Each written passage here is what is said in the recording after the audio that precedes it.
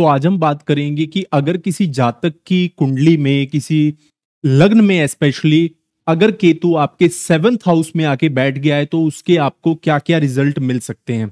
देखिए, जितना मैं पढ़ता हूं एस्ट्रोलॉजी को, काफी टाइम से मैं इसको फॉलो कर रहा हूं, तो मेरे हिसाब से तो अगर 7th हाउस में कोई भी ग्रह आके बैठ जाए, मैं वैदिक एस्ट्रोलॉजी के अकॉर्डिंग नहीं कह रहा ये बात, मैं लाल किताब के अकॉर्डिंग कह रहा हूं कि अगर 7th हाउस में कोई भी ग्रह आके बैठ जाए, मैं उसे जनरली अच्छा नहीं मानता। और काफी सारे आपको एस्ट्रोलॉजर या बुद्धिजीवी मिलेंगे कि 7th हाउस अगर खाली ही हो तो अच्छा है, पर अगर आपके 7th हाउस में केतु की प्लेसमेंट हो जाती है या फिर किसी भी कारण से वहां पे आके केतु बैठ जाता है और वहां पे आपका क्या है, मैरिड लाइफ, आपका रिलेशनशिप, ओके। 7th हाउस में क्या क्या रखा हुआ है आपका, आप इजीली देख सकते हैं। मॉरल, इमोरल, लीगल और illegal relationships, public image, foreign travels, married life आपकी कैसी रहेगी, पर्सनल और प्रोफेशनल लाइफ आपकी कैसी रहेगी, आपका बिजनेस कैसा रहेगा। हालांकि बिजनेस के लिए काफी लोग 10th हाउस को भी देखते हैं। Attraction for the opposite sex, ये सारे पॉइंट्स आपके किस में कवर हो रहे हैं, आपके 7th हाउस में कवर हो रहे हैं। और अगर आपका केतु 7th हाउस में है तो राहु आपका लग्न में बैठा है, तो लग्न का राहु और 7वें हाउस का केतु, ये तो चाहे वैदिक हो चाहे लाल किताब हो, प्रॉब्लमेटिक तो रहेगा, इतना आसान नहीं रहेगा ये। तो ये सब चीजें कवर करेगा ऐसा केतु। तो अब हम देखते हैं कि इसमें पॉजिटिव इंपैक्ट्स क्या रहेंगे। 7th हाउस किसका है, विनस का। 7th हाउस में एनर्जी किसकी होती है, शुक्र की होती है, और वहां पे एनर्जी शुक्र की है और वहां पे आके कौन बैठ गया, केतु ग्रह बैठ गया। अब एक बात और समझने की, आपको इसके अंदर इंडिविजुअल चार्ट अगर आपको देखना है, अगर आपको अपना इंडिविजुअल चार्ट मेरे से स्टडी करवाना है तो आप वो भी करवा सकते हैं। बट अगर आप खुद भी देख रहे हैं तो उसमें मैं आपको रिक्वेस्ट करूंगा कि आप राशि देखिए उसमें कौन सी बैठी है। राशि से ही आपको पता चलेगा कि एग्जैक्ट क्या इंपैक्ट्स पड़ सकते हैं। ओके, ये हम इन जनरल डिस्कस कर रहे हैं। तो इसके पॉजिटिव इंपैक्ट्स क्या हो सकते हैं। Ketu is the point from where materialism begins to fade and the interest towards spirituality begins to grow. अब 7th हाउस में आगे केतु बैठेगा तो मटेरियलिज्म से ऐसा इंसान थोड़ा दूर रहेगा और इसका इंटरेस्ट थोड़ा स्पिरिचुअलिटी में बढ़ेगा।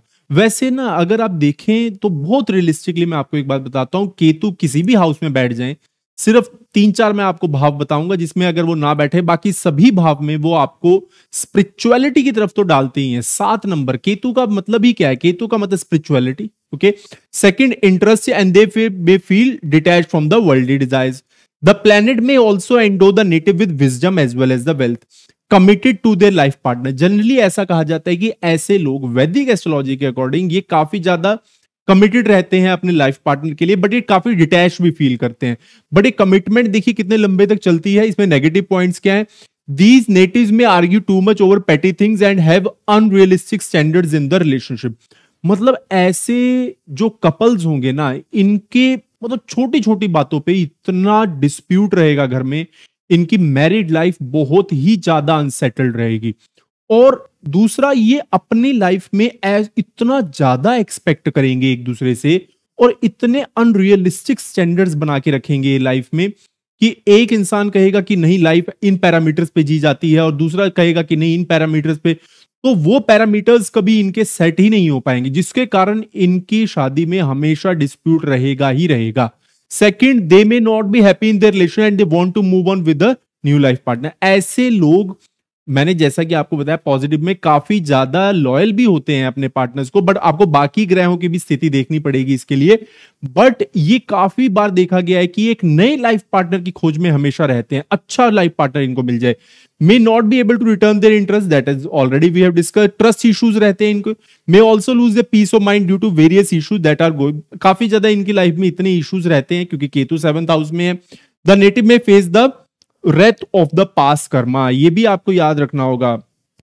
ऐसे लोग जिनका केतु 7th हाउस में आके प्लेस हो गया है, तो भैया आपको पास्ट कर्मा से तो आपको निपटना ही पड़ेगा। तो इसलिए मैं आपको कहता हूं कि आप रिलीजियस और स्पिरिचुअल विजिट्स कीजिए, बहुत जरूरी है आपके लिए, क्योंकि आप वो नहीं करते, आप कर्मा को ठीक नहीं कर रहे। कर्मा अलाइनमेंट भी आपको करने की बहुत ज्यादा जरूरत है अगर केतु यहां पे बैठा है आपका। तो ये मेजरली हमने जो इसके अंदर देखे, इसके क्या क्या नेगेटिव पॉइंट्स रहेंगे, क्या क्या पॉजिटिव रहेंगे। और अगर आपको इंडिविजुअल अपना चार्ट, अपना लग्न या फिर आपके नवंशा को आपको इजिली बहुत आसानी से जो प्रॉब्लम्स हैं उनको सॉल्व करवाना है, तो आप इजिली हमें इस नंबर पे व्हाट्सएप कर सकते हैं। आपको डायरेक्टली इंडिविजुअली बहुत अच्छी पर्सनल गाइडेंस दी जाएगी कि आप कैसे अपनी लाइफ को इजीली 2-3 जगह पे जाके कैसे आप उसको बहुत अच्छे तरीके से सॉल्व कर सकते हैं। अपने जो बेस्ट रेमेडियल स्टेप्स आपको दिए जाएंगे। Thank you.